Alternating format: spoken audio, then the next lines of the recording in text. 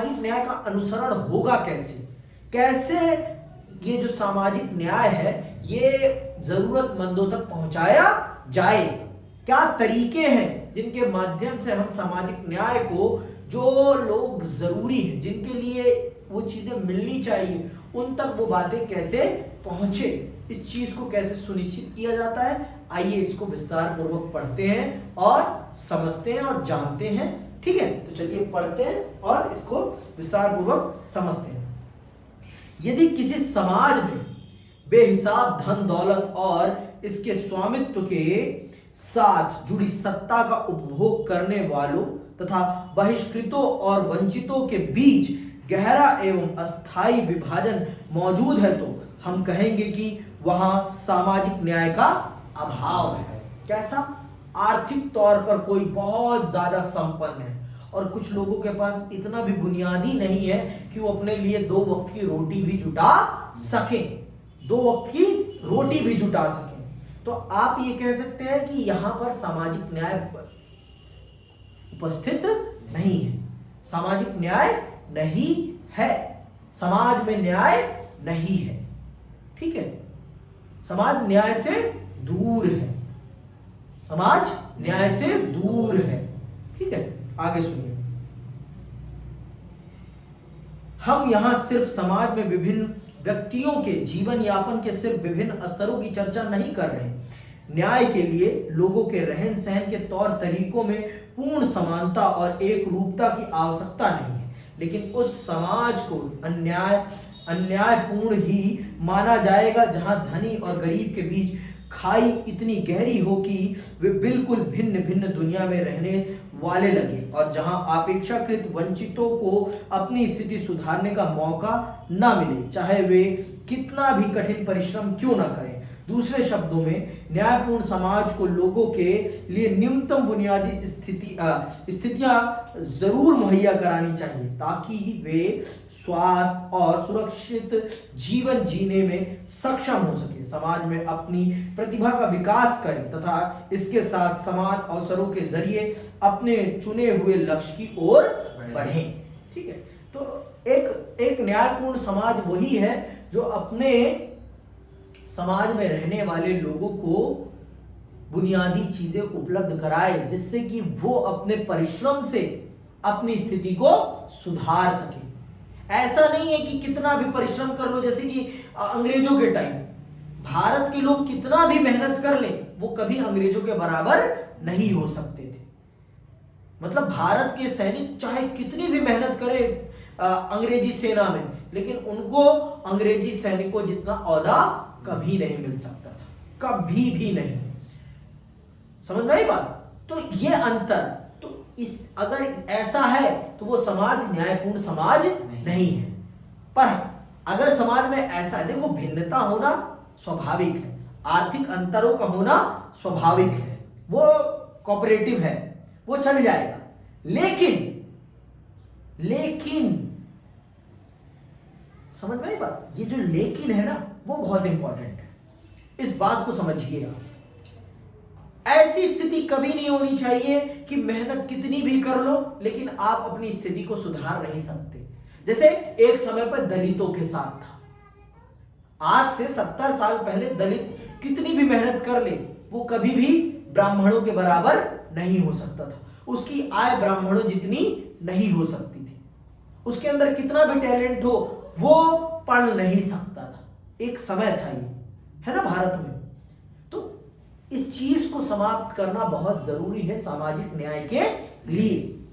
सामाजिक न्याय के लिए ये बहुत जरूरी चीज है और अगर ये चीजें समाप्त नहीं होती तो फिर समाज कभी भी आगे नहीं बढ़ पाएगा। ठीक है, आगे सुनो। लोगों की जिंदगी के लिए जरूरी न्यूनतम बुनियादी स्थितियों का निर्धारण हम कैसे कर सकते हैं? विभिन्न सरकारों और विश्व स्वास्थ्य संगठन जैसे अंतरराष्ट्रीय संगठनों ने लोगों की बुनियादी आवश्यकताओं की गणना के लिए विभिन्न तरीके इजाद किए हैं, लेकिन सामान्यता इस पर सहमति है कि स्वस्थ रहने के लिए आवश्यक पोषक तत्वों की बुनियादी बुनियादी मात्रा, आवास, शुद्ध पेयजल की आपूर्ति, शिक्षा और न्यूनतम मजदूरी इन बुनियादी स्थितियों के महत्वपूर्ण हिस्से होंगे। लोगों की बुनियादी जरूरतों की पूर्ति लोकतांत्रिक सरकार की जिम्मेदारी समझी जाती है। हालांकि सभी नागरिकों के लिए इन बुनियादी शर्तों की पूर्ति, खासकर भारत जैसे देश में जहां गरीबों की बड़ी तादाद है, सरकार पर भारी बोझ बन सकती है। समझ में आई बात? तो ये चीजें सुनिश्चित करनी पड़ेगी। देखो, अगर समाज को सच में गरीबी से बाहर निकालना है हमें, तो समाज को, जो लोग गरीब हैं, उनको कुछ बुनियादी सुविधाएं हमें देनी ही पड़ेगी। जैसे आवास हो गया, शुद्ध पेयजल हो गया, शिक्षा हो गए, न्यूनतम मजदूरी, ये उनको गरीबी से निकालने की सबसे बुनियादी चीजें हैं। और अगर हम इन चीजों को मुहैया नहीं करा पा रहे तो वो समाज कभी भी उससे बाहर नहीं निकल सकता है, कभी भी नहीं निकल सकता भाई। तो ये बात आप याद रखिए कि सामाजिक न्याय का मतलब सिर्फ किताब में लिख देना नहीं होता। उन चीजों के लिए काम करना है सामाजिक न्याय का सही तरीका, उन चीजों को इंप्लीमेंट करना है सामाजिक न्याय, उनके लिए काम करना है सामाजिक न्याय, ज्यादा से ज्यादा प्रयास करना है सामाजिक न्याय। समझ में आई बात? सामाजिक न्याय की बुनियादी पहचान ही यही सारी चीजें हैं। और अगर आप इन सब चीजों को कर रहे हैं तो आप समाज में न्याय दे रहे हैं। और अगर आप इन सब चीजों को नहीं इंप्लीमेंट कर रहे तो इसका मतलब आप समाज को न्याय नहीं दे रहे हैं आप न्याय, और आप सरासर समाज के साथ गलत कर रहे हैं, आप सरासर गलत कर रहे हैं। ठीक है, अगर हम सब इस बात पर सहमत भी हो जाएं कि राज्य को समाज के सबसे वंचित सदस्यों की मदद करनी चाहिए, जिससे वे बाकियों के साथ एक हद तक समानता का आनंद ले सके, तब भी इस बात पर असहमति हो सकती है कि इस लक्ष्य को पाने का सर्वोत्तम तरीका क्या होगा। आजकल हमारे समाज में और दुनिया के अन्य हिस्सों में भी यह बहस चल रही है कि क्या मुक्त बाजार के जरिए खुली प्रतियोगिता को बढ़ावा देना समाज के सुविधा प्राप्त सदस्यों को नुकसान पहुंचाए बगैर सुविधाहीनों की मदद करने का सर्वोत्तम तरीका होगा, या कि गरीबों को न्यूनतम बुनियादी सुविधाएं मुहैया कराने की जिम्मेवारी सरकार को लेनी चाहिए।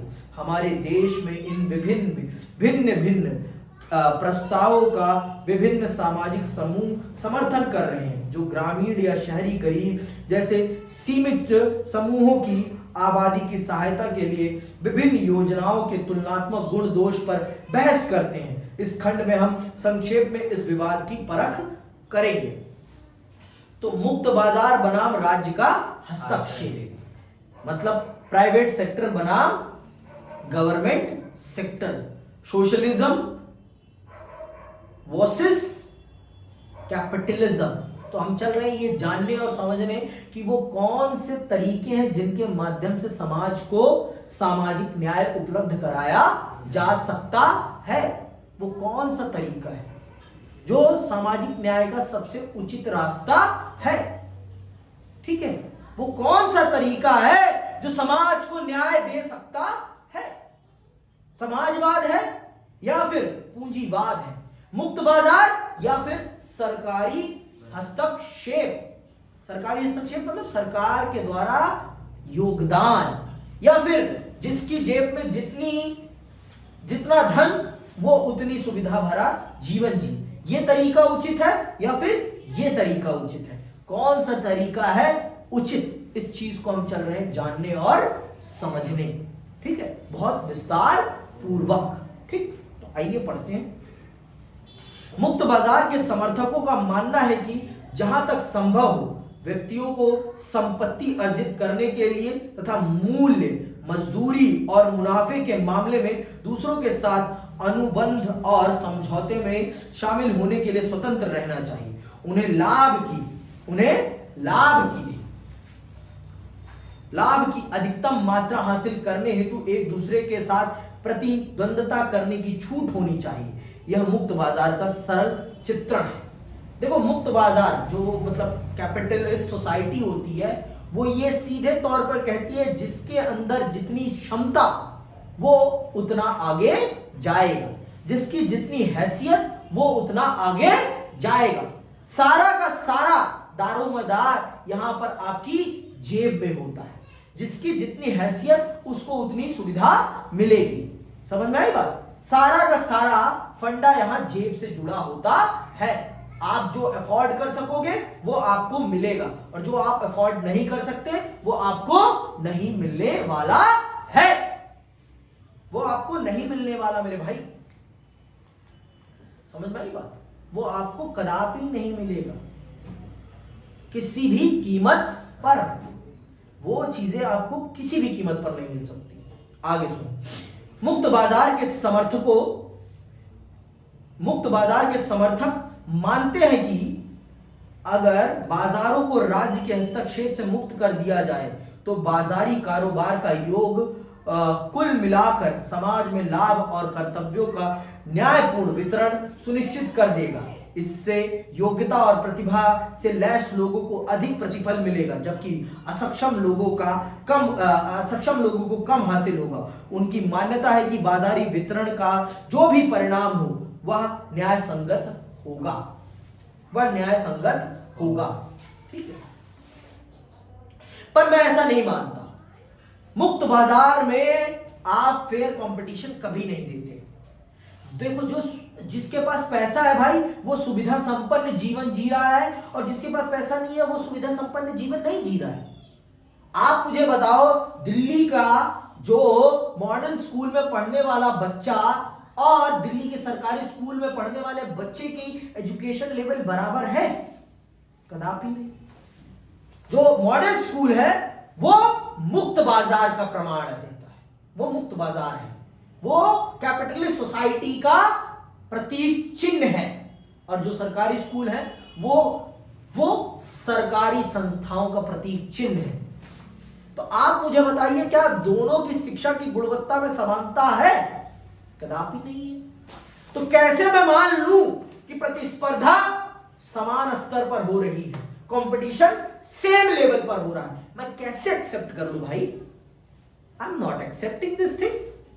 मैं मानता हूं कि दोनों में कोई समानता नहीं है, और समानता तब सुनिश्चित हो सकती है जब प्रारंभ की रेखा एक हो।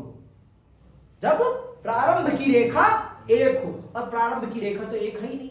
गरीब के बच्चे में और अमीर के बच्चे में प्रारंभ की रेखा में बहुत अंतर होता है। दोनों की परिस्थितियां बहुत अलग होती हैं। किसी को रात में सुविधा संपन्न बिस्तर मिल रहा है और किसी को चटाई मिल रही है सोने के लिए। तो अंतर है कि नहीं है? बहुत बड़ा अंतर है मेरे भाई, बहुत बड़ा अंतर है। और इस अंतर को समझना बहुत जरूरी है मेरे लिए, बहुत जरूरी है। ठीक है, बहुत ज्यादा जरूरी है। आगे सुनो। हालांकि मुक्त बाजार के सभी समर्थक आज पूर्णतया अप्रतिबंधित बाजार का समर्थन नहीं करेंगे। कई लोग अब कुछ प्रतिबंध स्वीकार करने को तैयार होंगे। मसलन सभी लोगों के लिए न्यूनतम बुनियादी जीवन मानक सुनिश्चित करने हेतु राज्य हस्तक्षेप करे, ताकि वे समान शर्तों पर प्रतिस्पर्धा करने में समर्थ हो सके। लेकिन वे तर्क कर सकते हैं कि यहाँ भी स्वास्थ्य सेवा, शिक्षा तथा ऐसी अन्य सेवाओं के लिए विकास के लिए बाजार को अनुमति देना ही लोगों के लिए इन बुनियादी सेवाओं की आपूर्ति का सबसे कारगर तरीका हो सकता है। दूसरे शब्दों में, ऐसी सेवाएं मुहैया कराने के लिए निजी एजेंसियों को प्रोत्साहित किया जाना चाहिए, जबकि राज्य की नीतियां इन सेवाओं को खरीदने के लिए लोगों को सशक्त बनाने की कोशिश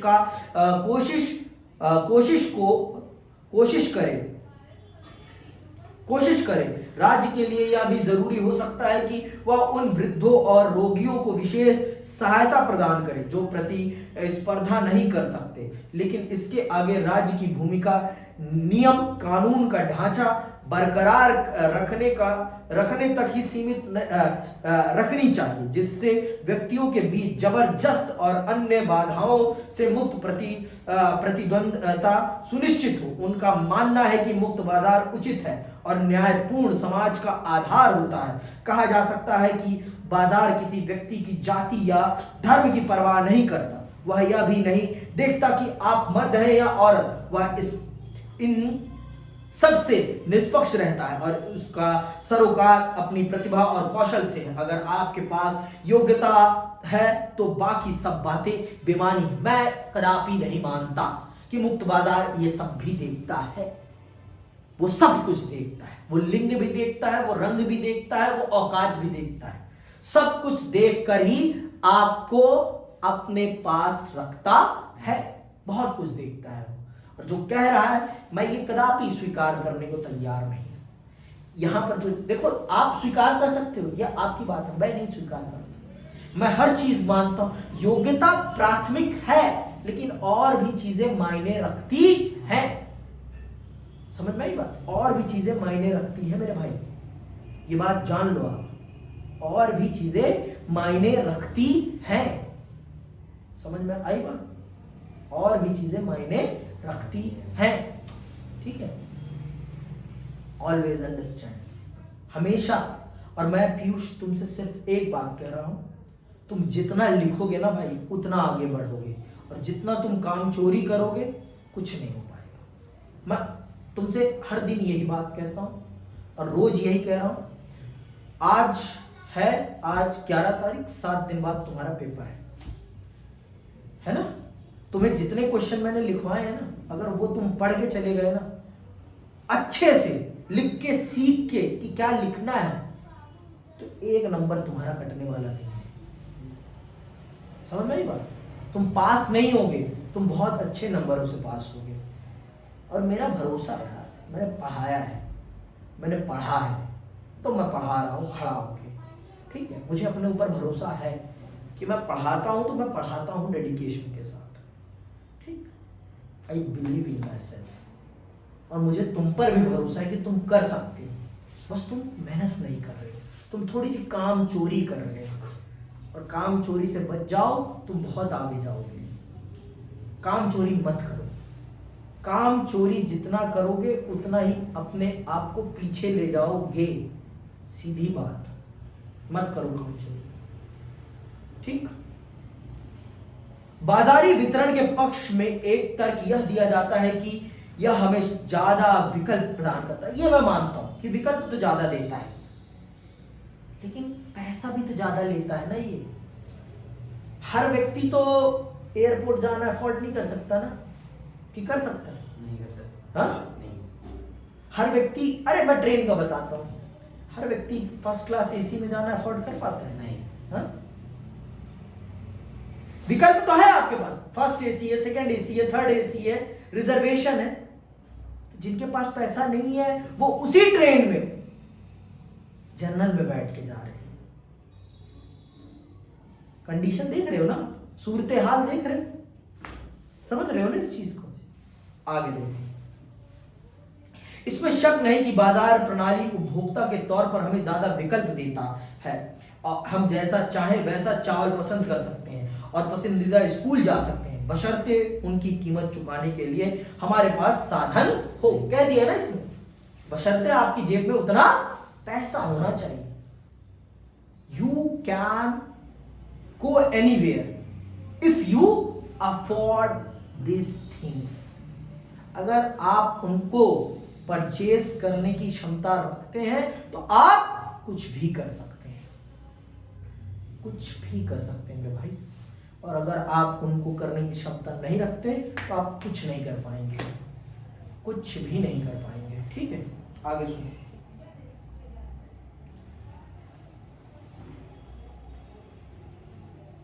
लेकिन बुनियादी वस्तुओं और सेवाओं के मामले में महत्वपूर्ण बात यह है कि अच्छी गुणवत्ता की वस्तुएं और सेवाएं लोगों के खरीदने लायक कीमत पर उपलब्ध हों। यदि निजी एजेंसियां इसे अपने लिए लाभदायक नहीं पाती हैं तो ये उस खास बाजार में प्रवेश नहीं करती। अब आप खुद देख लो, जिन क्षेत्रों में लाभ कमाने की संभावना कम होती है उन क्षेत्रों में प्राइवेट कंपनियां काम नहीं करती, उन क्षेत्रों में प्राइवेट कंपनियां काम नहीं करती। जहां उनको लाभ मिलेगा वो वही काम करती हैं, उसके अलावा वो कहीं भी काम नहीं करती है, क्योंकि उनका मोटिव प्रॉफिट मैक्सिमाइजेशन है, ज्यादा से ज्यादा लाभ कमाना है। क्या है? लाभ कमाना, ज्यादा से ज्यादा। ठीक है, ज्यादा से ज्यादा लाभ कमाना उनका मूल उद्देश्य है। ठीक मेरे भाई, ज्यादा से ज्यादा लाभ कमाना, इस बात को समझ लो आप। ठीक, आगे सुनो। यदि निजी एजेंसियां इसे अपने लिए लाभदायक नहीं पाती तो वे उस खास बाजार में प्रवेश नहीं करेंगे अथवा सस्ती और घटिया सेवाएं मुहैया कराएंगी। यहाँ वजह है कि सुदूर ग्रामीण इलाके में बहुत कम निजी विद्यालय हैं और कुछ खुले भी हैं तो वे निम्न स्तरीय हैं। स्वास्थ्य सेवा और आवास के मामले में भी सच यही है। इन परिस्थितियों में सरकार को हस्तक्षेप करना पड़ता है। अब आप खुद ही देख लो ना, गांव में कितने मैक्स खुले हैं, कितने मैक्स हॉस्पिटल हैं, कितने मॉडर्न स्कूल खुले हुए हैं गांव में, कितने डीएवी खुले हुए हैं? क्यों? क्योंकि वहां उन्हें अफोर्ड करने वाले लोग नहीं, वहां उनको अफोर्ड नहीं कर पाएगा कोई। और जहां अफोर्ड करने वाले लोग नहीं रहते वहां वो चीजें खुलती भी नहीं है। पहाड़गंज में कहीं गुची का स्टोर देखा है? क्यों? कोई अफोर्ड नहीं कर सकता। अफोर्ड तो कर लेंगे लेकिन बड़ी संख्या में अफोर्ड ना करने वाले लोग रहते हैं। 70% लोग ऐसे हैं जिनकी औकात नहीं है गुची खरीदने की, और जो गुची खरीद सकता है वो पहाड़गंज में रहता भी नहीं है, वो साउथ दिल्ली में रहता है। वो आता काम करने के लिए पहाड़गंज आ जाएगा लेकिन रहेगा कहाँ? साउथ दिल्ली, है ना? अंदर समझ रहे हो ना? ठीक है, तो ये चीजें भी थोड़ा समझो आप, ये साइकोलॉजी। तो बाजार जो है वो विकल्प जरूर देगा, लेकिन वो विकल्प जितनी आपकी अफोर्डेबिलिटी है उसी के हिसाब से देगा। ठीक है, जितना आप पैसा पे करेंगे उतना ही आपको चीजें मिलेंगी। मुक्त बाजार और निजी उद्यम के पक्ष में अक्सर सुनने में आने वाला दूसरा तर्क यह है कि वे जो सेवाएं मुहैया कराते हैं उनकी गुणवत्ता सरकारी संस्थानों द्वारा प्रदत्त सेवाओं से प्रायः बेहतर होती है, लेकिन इन सेवाओं की कीमत उन्हें गरीब लोगों की पहुंच से बाहर कर दे सकती है। निजी व्यवसाय वही जाना चाहता है जहां उसे सबसे ज्यादा मुनाफा मिले, और इसके लिए मुक्त बाजार ताकतवर, धनी और प्रतिभाशाली लोगों के हित में काम करने को प्रवृत्त होता है। इसका परिणाम अपेक्षाकृत कमजोर और सुविधाहीन लोगों के लिए अवसरों का विस्तार करने के लिए बजाय अवसरों से वंचित करना हो सकता है। तर्क तो बहस के दोनों पक्षों के लिए प्रस्तुत किए जा सकते हैं, लेकिन मुक्त बाजार आमतौर पर पहले से ही सुविधा संपन्न लोगों के हक में काम करने का रुझान दिखलाते हैं। इसी वजह से अनेक लोग तर्क कर सकते हैं कि सामाजिक न्याय सुनिश्चित करने के लिए राज्य को यह सुनिश्चित करने की पहल करनी चाहिए कि समाज के तमाम सदस्यों को बुनियादी सुविधाएं उपलब्ध हों।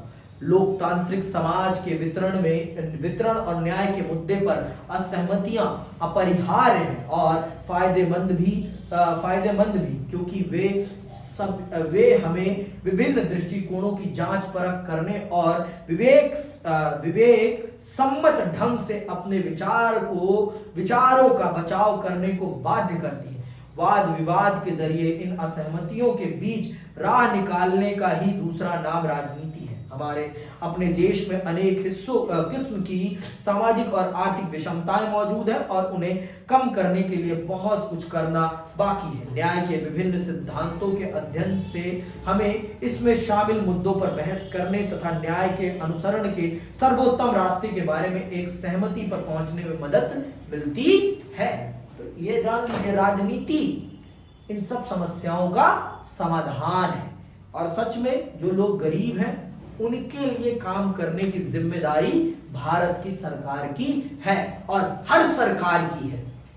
सरकार की यह बुनियादी जिम्मेदारी है कि वो बुनियादी सुविधाएं इस देश के हर नागरिक को उपलब्ध कराए, और अगर सरकार ऐसा नहीं कर रही तो इसका मतलब सरकार अपनी जिम्मेदारी से भाग रही है। और ये आप सबको तय करना है कि सरकार अपनी जिम्मेदारी से भागे या फिर काम करे, ये आपको तय करना है। इसी के साथ मैं विदा लेता हूं, ये चैप्टर यहीं समाप्त होता है। जय हिंद, जय भारत।